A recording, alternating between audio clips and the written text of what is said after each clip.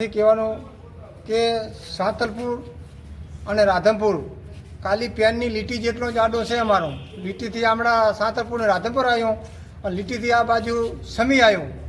સમી તાલુકાનો વાઘપુરા, અદગામ, પછી ઝાખીર, બાબરી, ચાંદાણી, આ બધી આ બાજુ આવ્યો સાતલપુર તાલુકો અને આ બાજુ રાધનપુર. એટલામાં અમને 9 તારીખે અસરગ્રસ્તમાં જાહેર ના કર્યો.